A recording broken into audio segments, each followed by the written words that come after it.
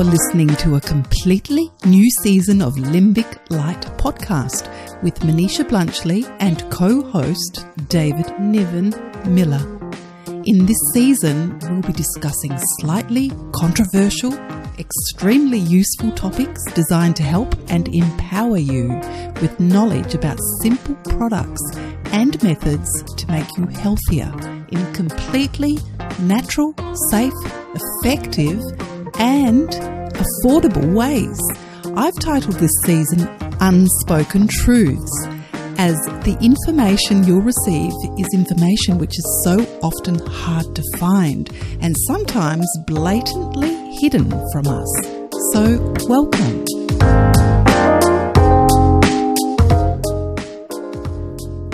Hello everyone, we are back for another fantastic episode of Unspoken Truths with our co-host David Niven Miller, and I am Manisha Blunchley from Limbic Light podcast, and we're really happy to be talking to you today about a slightly controversial subject, however a much needed subject, and it's on the topic of cancer.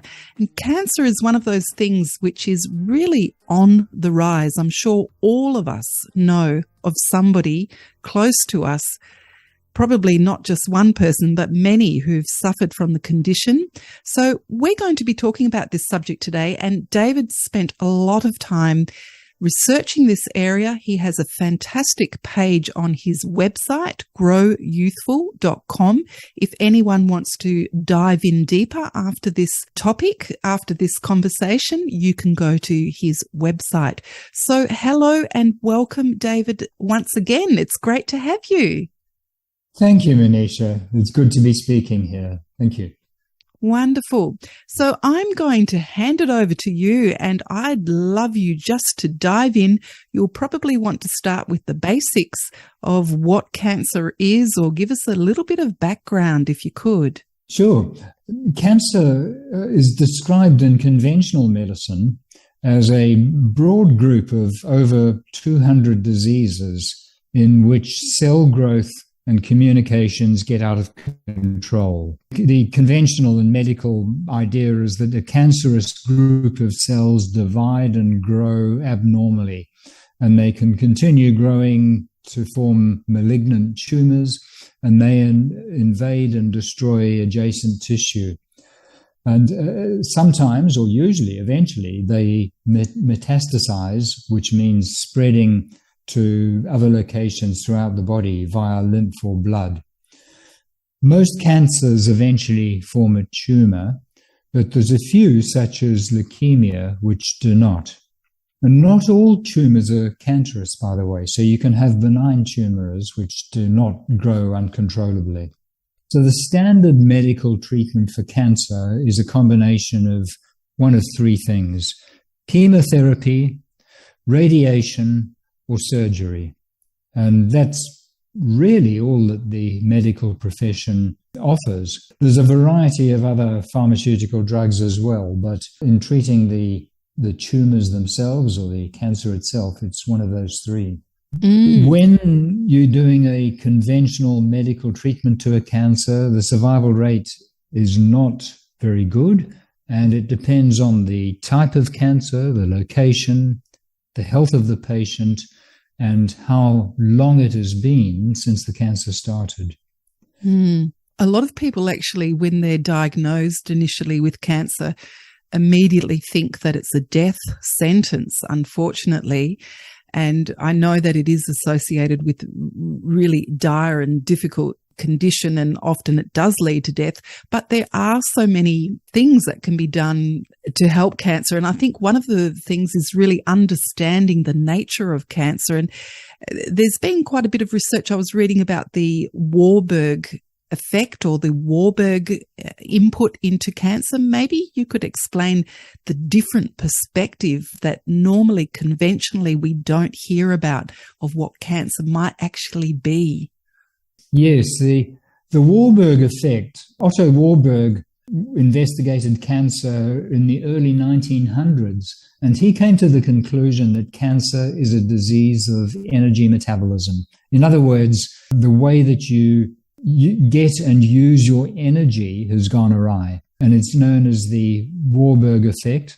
And there's a number of research papers that I refer to on my webpage that say that the Warburg effect occurs in all cancer cells without exception.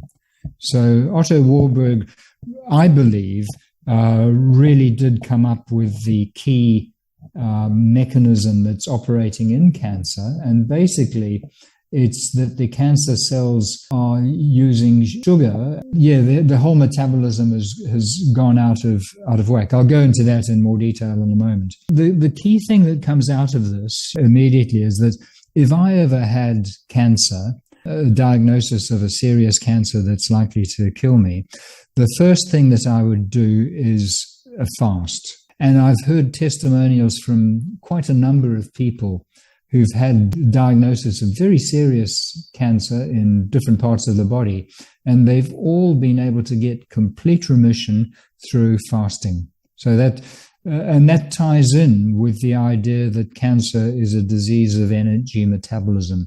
By fasting, you're actually cutting out all the sugar that's getting to the cancer cells and allowing these cells to die out or the cancer to heal itself. So sugar is something that feeds the cancer. That I've heard that so often, and sugar is one of the things that we actually need to remove from the diet very, very importantly when somebody does have cancer. Yeah, sugar is, there's not really one single cause of cancer, but underlying all cancers is one mechanism, and that's sugar. So if you could say one of, if not the primary cause of cancer is sugar.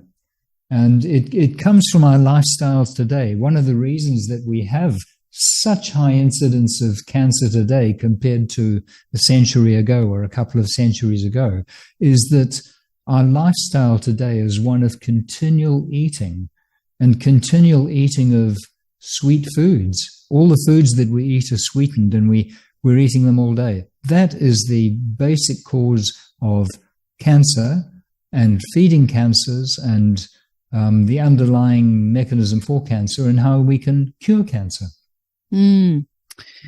Yes, I was just reading your website, actually. There's some really good little quotes on there or sentences that describe the Warburg effect. If people want to know more about that, well, maybe I could even read that. I've got the website open. How would that be if I just read out one paragraph regarding that? Yeah. Okay, so all animal cells are powered by aerobic respiration, which is the production of energy using oxygen. If there is not enough or insufficient oxygen, such as when swimming underwater, sprinting flat out, or lifting weights to the maximum, then energy is created anaerobically. Anaerobic energy always produces lactic acid, and in 1924, Warburg showed that cancer cells produced lactic acid. The process by which cancer cells ferment glucose, sugar, rather than burning it with oxygen is known as the Warburg effect. And the Warburg effect occurs in all cancer cells without exception. So it's a little bit scientific because we're looking at the cells and the mitochondria and how our cells burn or make energy rather, and how it burns sugar and uses oxygen. But generally, we're looking at fermentation. Cancer's almost like a type of fermentation that I can understand from reading this. Could you maybe elaborate a little bit more without going too scientific? But some people might like to know more about that. It's almost like cells in the body that go cancerous are mimicking fungi. You know, the process of fermentation where you're making beer or, you know, so cancer cells do need sugar or glucose to continue with their metabolism. And they're not producing alcohol. Instead, they're producing lactic acid. But the environment which cancer cells create for themselves is an acidic environment with that lactic acid, and the byproduct of their metabolism is that acidity. So again, it comes back to the idea that to stop this process, you stop the sugar, and the way you stop the sugar is by fasting. And as I said earlier, I've heard testimonials from several people who fasted for a number of days at a time. So one person I heard from who had beat cancer completely, a serious cancer completely, started off by fasting an immediate fast after the diagnosis for a couple of days, and then gradually extending those fasts to 5, 6, 7 days at a time. And after a couple of months, the cancer tumors had gone completely. And it just ties in so beautifully with the idea that cancer is a disease of energy and sugar metabolism. That leads us into the whole topic of what causes cancer. And, that's such a big subject. And I think about our world and our society and just so many factors we're bombarded with these days that might be contributing factors. Of course, one of my big things that I often think about is radiation from our microwave, from our cell phones, and the fact that it's basically everywhere in our society. But there's so many other things, toxic pollutants, the way we eat, and the really big one that I often think about playing a huge role is chronic continual stress or psychological warfare. I wanted to use that word, that has such a big impact on how our body functions. But do you want to comment a little bit more on the causes of cancer, David? Yes. So we've discussed what I believe is the enabler of cancer, which is sugar and continually eating. But the triggers or the other causes that come in are various toxins and pollutants and things that can damage the cells and the mitochondria in particular. And damage, as you've just said, can come from a number of different directions, but they have to be quite substantial. Your body is remarkably self-healing, and it's able to fend off and cope with toxins in quite substantial quantities. So you've got to have significant levels of toxins for extended periods, or your immune system has got to be quite weak before they really can take hold. But damaging toxins and other forms of damage you've just mentioned, there's lots of pollutants in the environment and more particularly in our foods. So the flip side of that is if you're living a lifestyle where you're minimizing the toxins in your environment and you're maximizing your own resilience and ability to withstand these toxins, what I'm saying is that you can live in today's modern environment and you certainly don't have to get cancer because the environment is so toxic. Basically, get sufficient minerals, get magnesium, get zinc, get iodine, and so on. And if you're sufficient in many micronutrients, if you get sufficient sunlight in your life and you're sufficient in vitamin D, and you're getting sufficient exercise, because exercise is a great detoxifier. If you're minimizing the stress in your life and you're not creating your own toxins in your own body through your stress, you're able to resist this and you're able to stay healthy.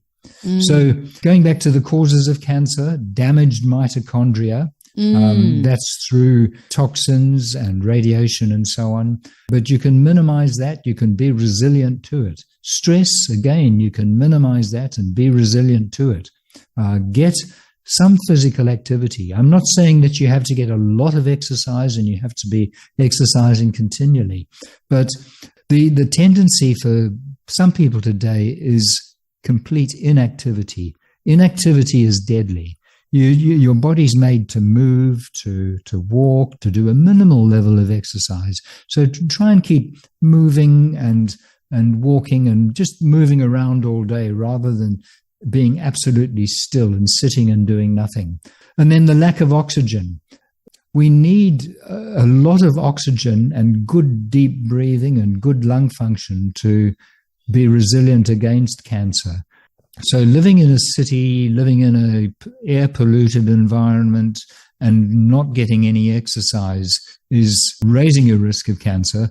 And then living in somewhere where there's cleaner air and getting exercise outside and moving generally is going to minimize your level of risk.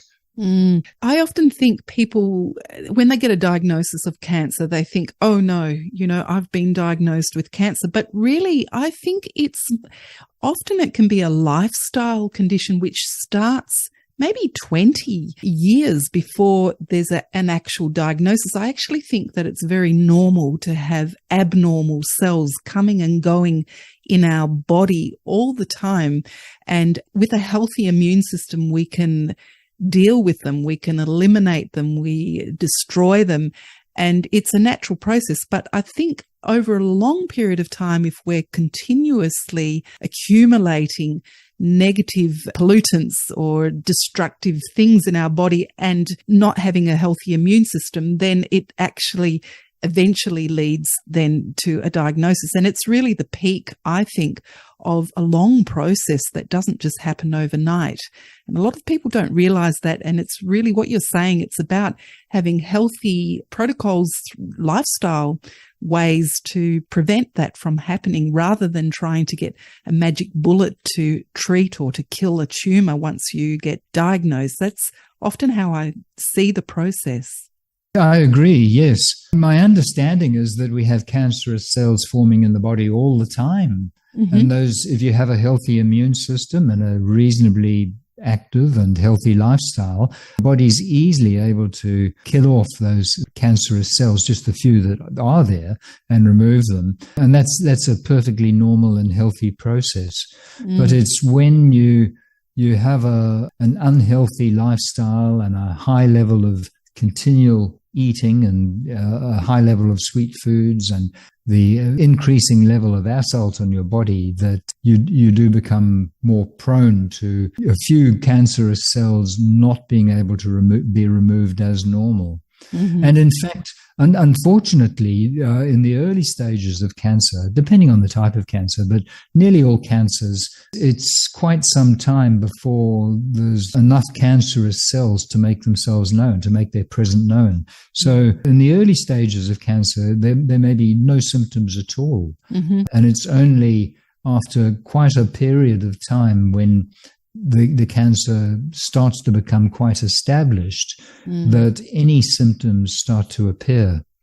And you mentioned the mitochondria. Maybe you could just dive into that very briefly, because in my mind, the mitochondria are key to our health and also for cancer. So you've got a whole section on your website about the mitochondria in cancer. But did you want to just touch on that briefly? Yes, your mitochondria, they are the energy producing part of each cell. When you're looking at an image of a cell, there's a little area in it that's called the mitochondria. And they take in the energy molecules, which are called ATP, and they metabolize those energy molecules. They also require oxygen. So with oxygen and ATP, they're able to burn up these energy molecules, and that's a normal, healthy situation. For cancer to start occurring, there's usually some damage to the mitochondria that occurs through excess sugar and lack of oxygen. So protection from cancer is having ATP instead of glucose coming into the cell or available to the cell. The damage to the mitochondria is normally several causes. The most common one in our diet is polyunsaturated fats. That's omega-6 type fats. If you have a diet that's high in vegetable oils, the golden vegetable oils lined up in your supermarket, this can be a basic cancer risk. So these polyunsaturated fats include canola oil, corn oil, cottonseed oil, flax, grape, mustard, safflower, sesame, sunflower, particularly soy oils. So oils that come from seeds and grains of different sorts and soy. These are not recommended. I would generally try and avoid polyunsaturated oils if you possibly can, because in the long term, as well as a whole lot of other harmful effects, they significantly raise your risk of cancer. So polyunsaturated fats can damage the mitochondria. Sugar damages mitochondria directly, and there are a number of other toxic foods or toxic forms of sugar, with fructose, which is fruit sugar, being very risky. And fructose, fruit sugar, high fructose corn syrup, they are widely used in foods today, particularly in American foods. High fructose corn syrup is toxic and is very hard on your liver and significantly raises your risk of damage to mitochondria. So generally do not eat a high fruit diet, particularly sweet fruits and dried fruits.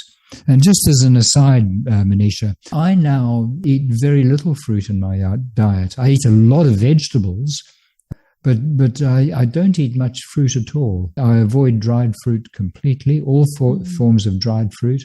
And I eat sweet fruits just as a very small treat once in a while, very rarely. I believe that the dietary advice that we're given, which is eat 6 veggies and 6 fruits a day, is completely wrong. The vegetable side is healthy, yes, but fruits, particularly in the modern frankenfruits that we've talked about in another podcast, fruits are a high source of sugar, particularly fructose, which is actually raising your risk of cancer.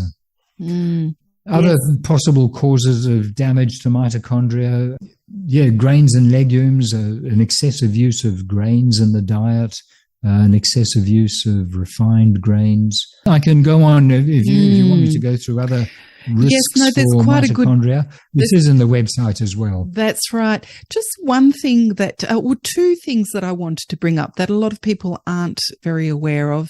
There's a system called German New Medicine. I don't know if you're familiar with that, David, but I won't go into it too much, but it was from a doctor who did in-depth studies with people who developed cancer, and he found a correlation that virtually all of them had recently, within maybe 18 months or so, suffered a very severe and unexpected shock, emotional trauma.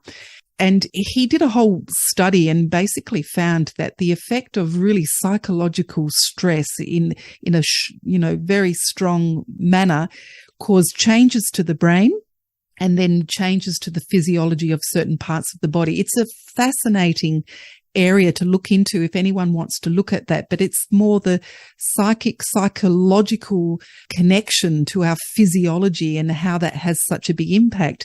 And I did listen to another gentleman who specializes in treatment of cancer, and he's done it for decades, helped people with unconventional methods. And he said, after all this time, the thing that keeps coming back is that in virtually every person, there is prolonged, chronic stress, psychological stress. And so I just wanted to make that clear to our listeners that that is an area as well to really look at and to address. That can have a huge... I completely agree, Manisha. Yes, stress is hugely damaging to the body, not only for cancer, but stress raises your risk of most other modern diseases. Stress is a driver of diabetes or sugar problems, and it directly harms your immune system, raising your risk of all sorts of other diseases. And the primary outcome of stress is raised levels of cortisol over short periods. In other words, over a matter of minutes or hours, cortisol is actually beneficial, but it's when cortisol and the other stress hormones are there day after day, week after week, month after month, when you're living in a stressful environment or a life in which you don't feel satisfied and happy. That's really debilitating in all sorts of ways, including cancer. And also, that's why it's so important, if you're at risk of cancer or if you're treating cancer, it goes back to treating stress in your body as well. Getting good sleep, And to get good sleep, you need to treat stress. Getting daily exercise, pleasant, enjoyable exercise out in the open, walking and just getting outside and enjoying nature if you possibly can. If you're able to connect with nature every day in some way, if you can. At the very least, if you're in a city and there's no nature nearby, you can possibly get to go for a walk in a park, or even less, you can just get outside and stare up at the sky, look at the sky. That you can do things. Yeah, just get out and be away from the stressful situations.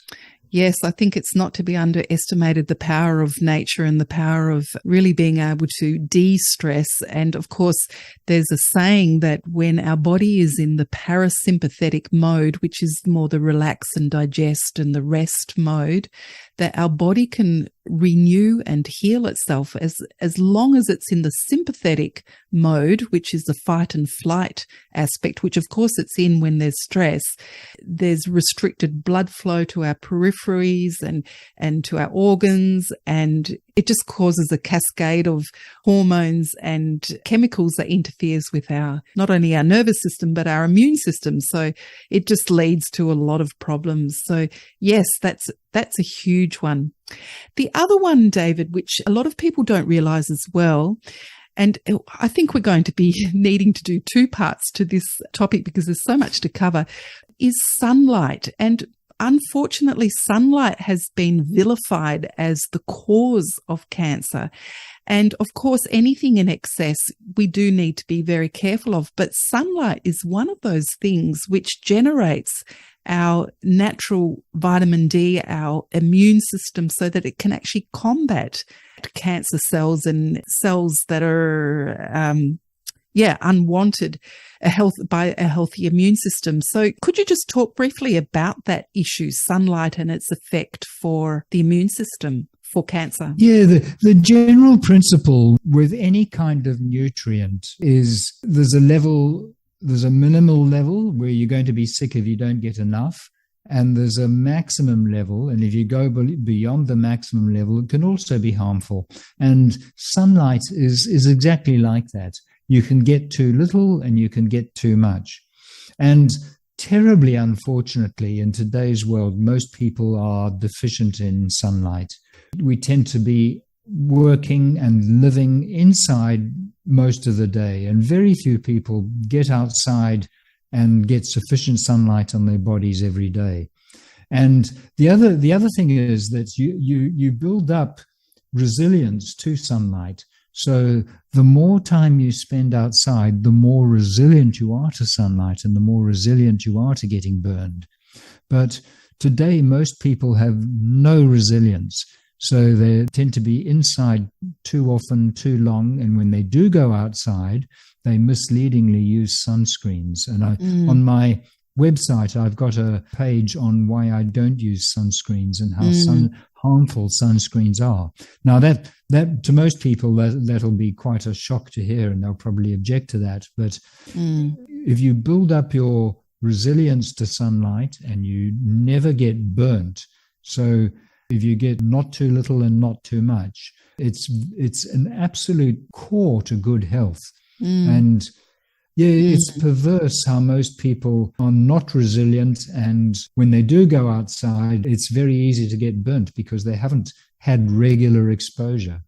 So I completely agree with the conventional medicine approach that getting burnt is very harmful and it can cause skin cancers, yes. But if you go outside regularly and as often as you can in the middle of the day, and you do not get the slightest bit red from the sun, that is just so healthy and so good. And you'll find that your ability to spend more and more time outside increases.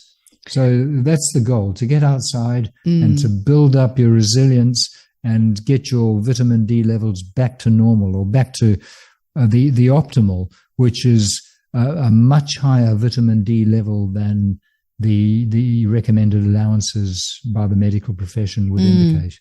And of course, that is a fantastic anti-cancer method to build up your immune system. And many studies which show that people who have cancer are generally deficient in vitamin D. And the other thing I just wanted to mention on that, when you were talking about not getting burnt, I do a lot of studies in light, so it's my pet interest. But there's also been studies that have been shown that if you expose your body, your skin, to very early morning sunlight, in other words, very soon after the sun is rising, you'll get certain wavelengths which will then protect your skin when you're then exposed later in the day to the ultraviolet light.